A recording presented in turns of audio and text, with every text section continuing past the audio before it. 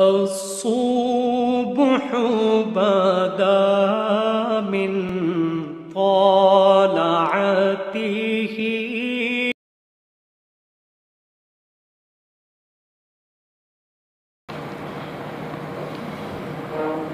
بسم اللہ الرحمن الرحیم۔ دوسرے پارے میں 9واں رکوع اور سورہ البقرہ کا 25واں رکوع چل رہا ہے۔ پارہ نصف ہوا، آیت نمبر 203 تک تفسیر آ چکی ہے۔ آیت نمبر 203 کے بعد ہے وَمِنَ النَّاسِ مَن يُعْجِبُكَ قَوْلُهُ فِي الْحَيَاةِ الدُّنْيَا۔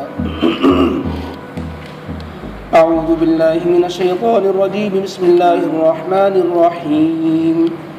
وَمِنَ النَّاسِ مَن يُعْجِبُكَ قَوْلُهُ فِي الْحَيَاةِ الدُّنْيَا وَيُشْهِدُ اللَّهَ عَلَى مَا فِي قَلْبِهِ وَهُوَ أَلَدُّ الْخِصَامِ وَإِذَا تَوَلَّى سَعَىٰ فِي الْأَرْضِ لِيُفْسِدَ فِيهَا وَيُهْلِكَ الْحَرْثَ وَالنَّسْلَ وَاللَّهُ لَا يُحِبُّ الْفَسَادَ وَإِذَا قِيلَ لَهُ اتَّقِ اللَّهَ أَخَذَتْهُ الْعِزَّةُ بِالْإِثْمِ فَحَسْبُهُ جَهَنَّمُ وَلَبِئْسَ الْمِهَادُ وَمِنَ النَّاسِ مَن يَشْرِي نَفْسَهُ ابْتِغَاءَ مَرْضَاتِ اللَّهِ وَاللَّهُ رَءُوفٌ بِالْعِبَادِ۔ صدق اللہ العظیم۔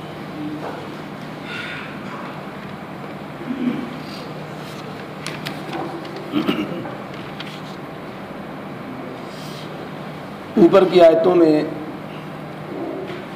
حج اور حج سے متعلق احکام کا ذکر تھا۔ اس میں منا اور عرفات کے قیام کے زمانے میں جو لوگوں کی دعائیں ہوا کرتی ہیں، اس سلسلے میں 2 قسم کے لوگوں کا ذکر آیا تھا۔ فَمِنَ النَّاسِ مَن يَقُولُ رَبَّنَا آتِنَا فِي الدُّنْيَا، کہ بعض انسان وہ ہوتے ہیں جو صرف دنیا ہی طلب کرتے ہیں، اور یہ قید بھی نہیں لگاتے کہ دنیا کے اندر انہیں نیک چیز ملے یا اچھی چیز ملے، خیر کا مال ملے، بلکہ دنیا طلبی میں کسی قید کے بغیر دنیا کو مطلق طلب کرتے ہیں، حلال ملے حرام ملے، وہ ہر جگہ دنیا ہی ان کے پیش نظر ہوتی ہے۔ اس کے بالمقابل ایک مومن کا حال بیان کیا گیا کہ وَمِنْهُم مَن يَقُولُ رَبَّنَا آتِنَا فِي الدُّنْيَا حَسَنَةً وَفِي الْآخِرَةِ حَسَنَةً، کہ مومن کے پیش نظر دنیا کی بھلائی کے ساتھ آخرت کی کامیابی اور بھلائی ہوتی ہے۔ اس لیے دنیا کے اندر وہ اگر دنیا کو بھی طلب کرتا ہے تو اس کے اندر بھی حسنہ کی قید لگاتا ہے کہ جائز ہو، حلال ہو، خیر کی ہو، بھلائی کی ہو۔ تو اور پھر حسنہ کے اندر بھی سب سے اچھی چیز تو اعمال حسنہ ہے۔ قرآن نے مطلب کہا کہ دنیا کے اندر وہ حسنہ طلب کرتا ہے، جس میں اعمال حسنہ بھی داخل ہے، اور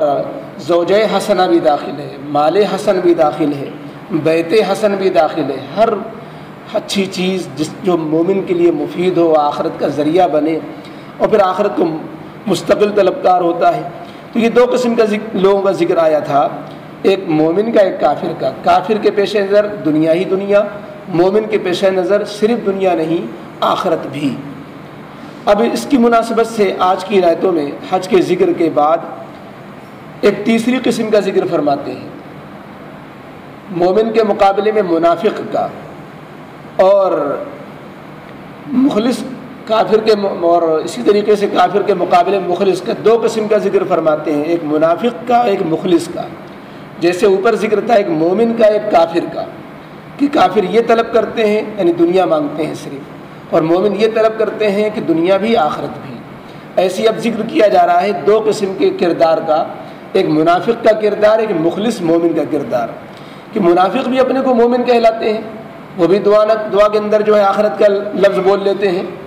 لیکن ان کی حرکتیں کیسی ہوتی ہیں؟ تو یہاں پر آیتوں میں شروع کی 3 آیتوں کے اندر منافق کے کردار کو ذکر کیا ہے کہ وہ بہت لچھے دار باتیں کریں گے، چکنی چپڑی باتیں کریں گے، اور بہت اچھی اسکیمیں بتائیں گے، اسلام کی فلاح اور صلاح کی باتیں کریں گے، ترقی کی باتیں کریں، اپنے مخلص ہونے کو اپنی باتوں سے قسم کے ذریعے سے ثابت کرنے کی کوشش کریں گے، بات بات پہ قسم کھائیں گے۔ کردار تو ہوتا نہیں، کوئی کیریکٹر تو ہوتا نہیں، بس صرف یہ ہوتا ہے کہ اپنا اعتبار کیسے برقرار رکھا جائے، اپنا وقار کیسے بنایا جائے، اس کے لیے وہ قسموں کا سہارا لیتے ہیں، جھوٹی قسمیں کھاتے ہیں۔ یہ منافق کی علامتوں میں بھی ہے کہ جب وہ باتیں کرے گا تو قسمیں کھائے گا۔ تو اپنا اعتبار بنانے کے لیے جھوٹی قسمیں کھاتے ہیں، نہ اخلاق ہوگا ان کے پاس نہ کردار ہوگا، بس بات ہی بات ہوگی اور اپنا اعتبار بنانے کے لیے جھوٹی قسموں کا سہارا لیتے ہیں، لیکن وہ کٹر مخالف ہوتے ہیں۔ دل کے اندر ایمان تو ہوتا نہیں، صرف ایمان ظاہر کرتے ہیں، دکھلاوے کا ایمان ہوتا ہے، لوگوں کے سامنے صرف ایمان ظاہر کریں گے، اندر کفر چھپا ہوا ہوتا ہے، جس کا نتیجہ یہ ہوتا ہے کہ جب یہ آپ کی مجلس سے ہٹ کے جاتے ہیں نبی، تو پھر وہ اسلام مخالف سرگرمیوں میں ایڑی چوٹی کا زور لگاتے ہیں، وہ روئے زمین کے اندر فساد پھیلاتے ہیں، بس چلے تو مسلمانوں کو ختم کر دیں، مسلمانوں کی کھیتیاں جلا دیں، مسلمانوں کے جانوروں کو لوٹ لیں، ان کو جو ہے ذبح کر کے یوں ضائع کر دیں۔ چنانچہ یہ جنایتوں میں اس طرح کا ذکر کیا جا رہا ہے، آتا ہے کہ ایک منافق تھا مدینے میں، نبی کریم علیہ الصلوۃ والسلام کے پاس آتا تھا، بڑا زبان کا تیز تھا، اس کا نام تھا اخنس ابن شریق۔ وہ آ کر کے نبی کریم علیہ الصلوۃ والسلام کے پاس بیٹھتا اور آپ صلی اللہ علیہ وسلم اس کی باتوں پہ دھیان بھی دیتے اور بہت اچھی اچھی باتیں کرتا تھا، کبھی اسلام کی بھلائی کی باتیں کرے گا اور پھر قسمیں بھی کھاتا اپنی باتوں کا اعتبار دلانے کے لیے۔ اور اس کی حرکتیں یہ تھیں کہ جب وہاں سے جدا ہوتا تو وہ بڑا نقصان پہنچاتا مسلمانوں کو، چنانچہ کبھی موقع پاتا تو لوٹ مار مچا دیتا، کبھی جو ہے دھوکے چپکے سے کھیتیوں میں آگ لگا دیتا، کبھی جو ہے اس کو جانوروں کو جو ہے یوں ان کی کوچے کاٹ دیتا یا جانوروں کو دشمنوں کے حوالے کر دیتا۔ اس طریقے سے اس کی حرکتیں ہوا کرتی تھی۔ کوئی اس کو اگر نصیحت کرتا کہ بھائی تم وہاں تو یہ باتیں کر رہے تھے، وہ حرکتیں تمہاری یہ ہو رہی ہیں، یہ کیا، تو اس کو اور غیرت یعنی طاقت کا غرور جو ہے، طاقت کا غرور اور اس کو زیادہ گناہ میں آگے بڑھا دیتا، اس لیے کہ متکبر کو نصیحت اچھی نہیں لگتی۔ جو مغرور و گھمنڈی ہوتا ہے وہ نصیحت سے بہت چڑھتا ہے، اس کو قبول کرنا نہیں ہوتا ہے، وہ اپنی جو ہے اس میں ہیٹی سمجھتا ہے کہ ناک میں نیچی ہو رہی ہے، میں تو سمجھ رہا تھا مجھے لوگ اچھا سمجھ رہے ہوں گے، الٹا مجھے نصیحت کی جا رہی ہے، تو اس کا مطلب یہ ہے کہ یہ مجھے اچھا نہیں سمجھ رہا تبھی تو نصیحت کر رہا ہے، تو اس کو نصیحت اچھی نہیں لگتی۔ تو اس کا یہی حال تھا، اللہ نے اس کا یہاں پر ذکر فرمایا، اور یہاں پر نام اس لیے نہیں ذکر کیا گیا کہ آیت میں بات عام طریقے سے اس لیے کہی جا رہی ہے کہ جس کے اندر یہ نشانیاں ہوں وہ منافقانہ کردار کا حامل ہے، یہ منافقانہ صفات ہیں، اس کو ان چیزوں سے توبہ کرنی چاہیے، اپنے ایمان کا ثبوت اپنے اعمال سے دینا چاہیے، جھوٹی قسموں سے نہیں، اپنے ایمان کا ثبوت اپنے اخلاق سے دینا چاہیے، مسلمانوں کے ملی فلاحی کاموں میں شرکت سے دینا چاہیے، نہ کوئی مسلمانوں کی اجتماعی نقصان کرنے سے، اور اس کو نصیحت کو برا نہیں ماننا چاہیے، چاہے جائے کہ نصیحت پر جو ہے اکھڑ جائے، اور اسی طریقے سے جب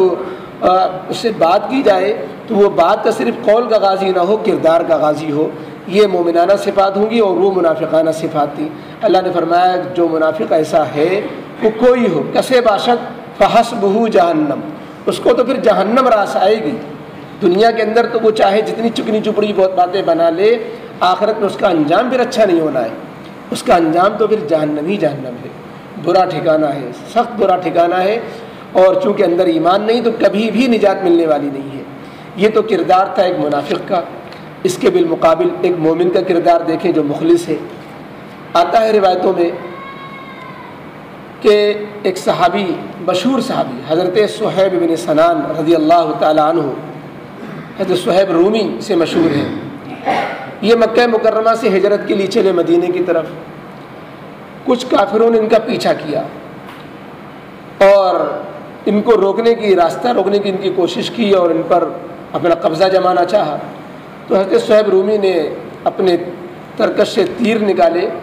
اور تلوار بھی میان میں تھی، ترکش سے تیر نکال کر کہا کہ دیکھو تم جانتے ہو میں تم لوگوں میں سب سے زیادہ تیر انداز ہوں، میرا نشانہ خطا نہیں کرتا، جب تک میرے پاس ایک بھی تیر رہے گا تو میں تم لوگوں کو سبق سکھاتا رہوں گا، کوئی میرے قریب پھٹک بھی نہیں سکے گا، پھر اس کے بعد میں تلوار سے لڑوں گا، پھر کتنے لوگ کھیت ہو جائیں گے اندازہ نہ کر سکتے ہو، لہذا تم کو میں ایک فائدے کا سودا تم کو بتاتا ہوں، ایک سودا کر لو معاملہ، تم کو مال چاہیے، میرا مال، میری جائیداد اور میرے غلہ فلانی جگہ، میرے کپڑے فلانی جگہ رکھے ہوئے ہیں، تم لے لو، میری طرف سے اجازت ہے، مجھے تنگ نہ کرو، مجھے اللہ کے حضور مجھے اللہ کے رسول صلی اللہ علیہ وسلم کی خدمت میں مدینہ جانے دو، میرا راستہ مت روکو، ورنہ اس میں تمہارا نقصان بھی نہیں ہے، اس میں تمہارا نقصان بھی ہے، اور پھر آگے کیا ہوگا میرے ساتھ میں کہہ نہیں سکتا کہ تم لوگ کامیاب ہو گے یا میں کامیاب ہوں گا، باقی اس میں جو ہے تم جاؤ، میرا مال تم لے سکتے ہو۔ چنانچہ وہ لوگوں نے کہا ٹھیک ہے، تم نے مال کا پتہ بتا دیا، ہم تمہارے مال پہ قبضہ کر لیتے ہیں اور تم جا سکتے ہو۔ حضرت صہیب رومی اپنا سب کچھ قربان کر کے، بلکہ کافروں کو گویا حوالے کر کے نبی کریم علیہ الصلوۃ والسلام کی خدمت میں مدینہ منورہ پہنچ گئے۔ نبی حضرت جبریل علیہ السلام یہ آیت پہلے سے لے کر آ چکے تھے اور خبر دے دی تھی کہ آپ کے ایک مخلص بندے نے یہ معاملہ کیا ہے کہ اپنا سب کچھ اپنے دین و ایمان کی حفاظت کی خاطر اپنی جان کو اور اپنی ایمان کو بچانے کے لیے اپنا سارا مال قربان کر کے وہ تیرا صحابی آپ کی خدمت میں آ رہا ہے۔ تو اللہ نے ان کی تعریف فرمائی۔ نبی کریم علیہ الصلوۃ والسلام کی خدمت میں جب پہنچے تو نبی کریم علیہ السلام نے کہا ربیحہ یا ابا یحییٰ، ربیح البیع یا ابا یحییٰ، ابو یحییٰ یہ حضرت صہیب کی کنیت تھی۔ ابو یحییٰ تم نے اپنے سودے میں بڑا نفع اٹھا لیا، تمہاری جو ہے تجارت اور تمہارا سودا بڑا نفع بخش رہا کہ تم نے جان و ایمان کو بچا کر کے مال کو دے دیا، مال کے بدلے میں جان و ایمان بچایا، یہ بڑا نفع کا سودا رہا۔ تم مال کی لالچ میں رہتے اور مال کے لالچ میں رہتے تو ہجرت ہی نہ کرتے، یا جو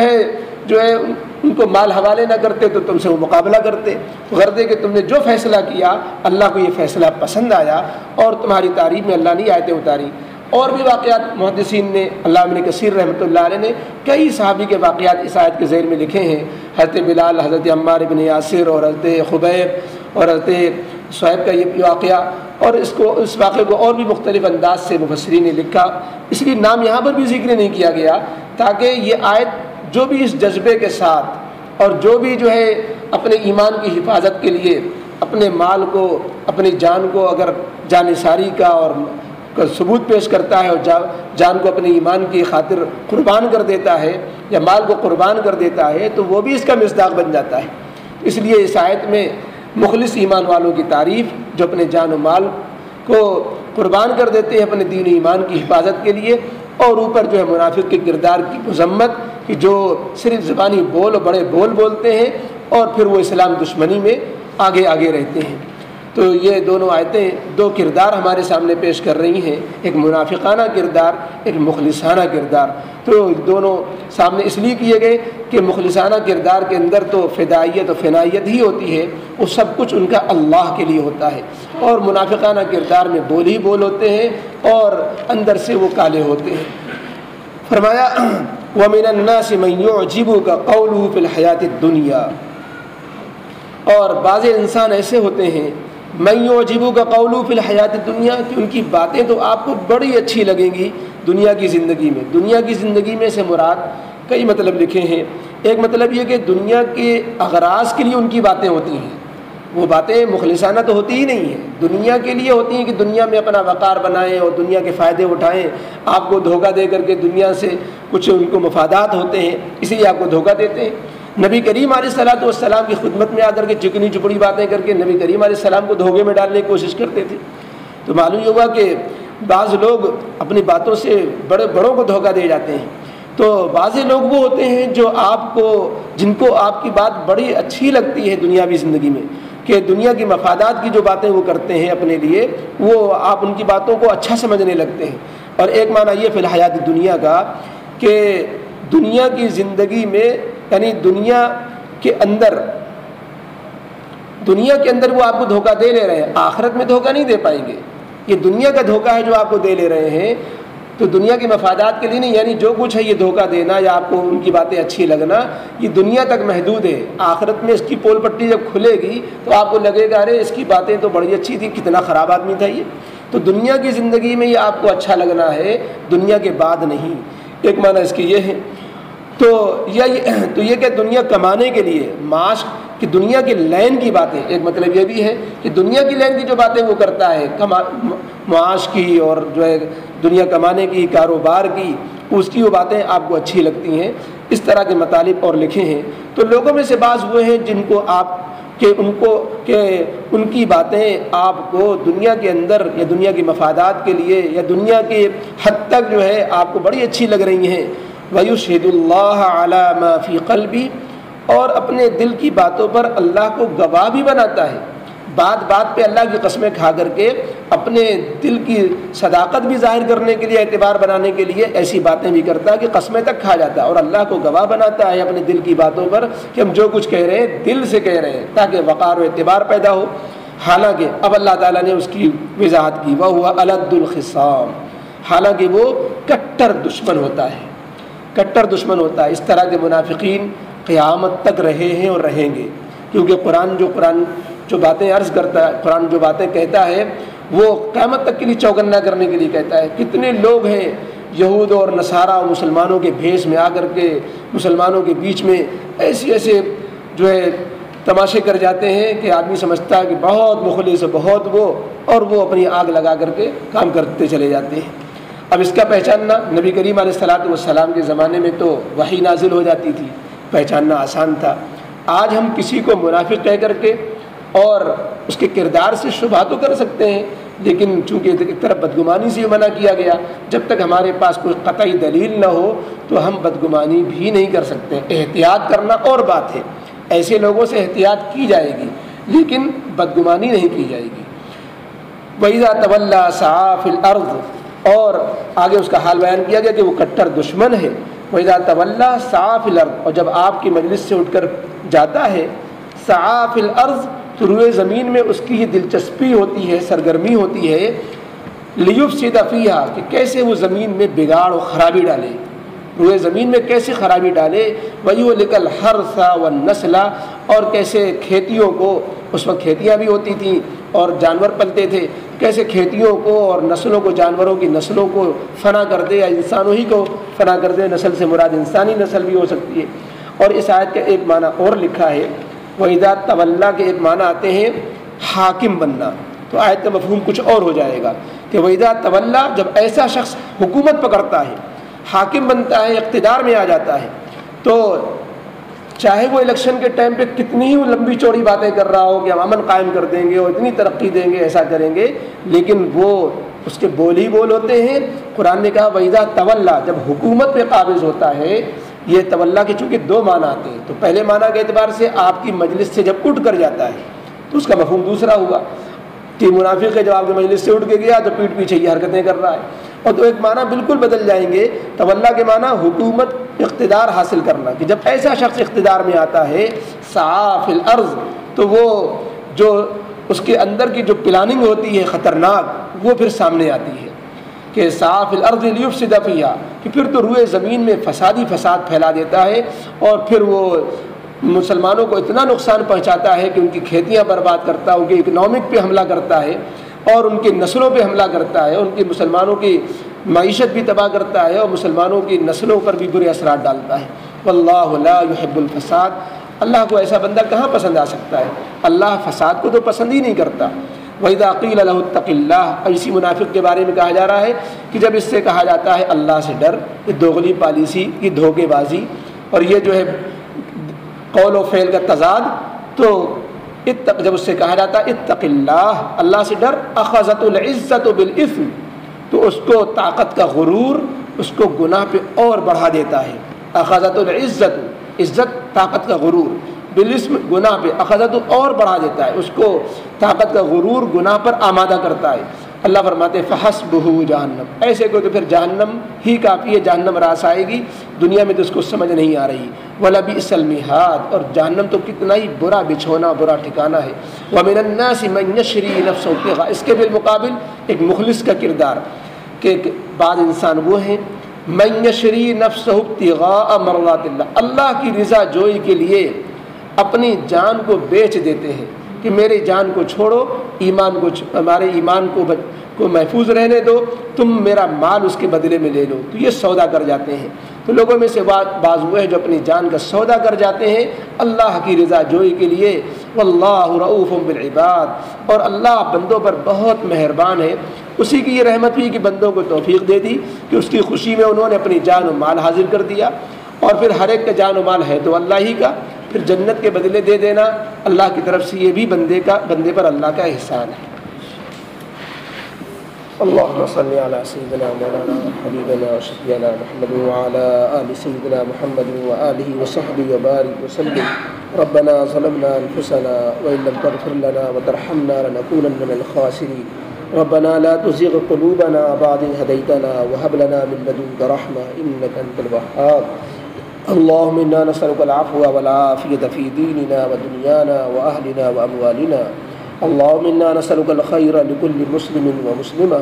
اللهم إنا نسألك الخير لكل مسلم ومسلمة.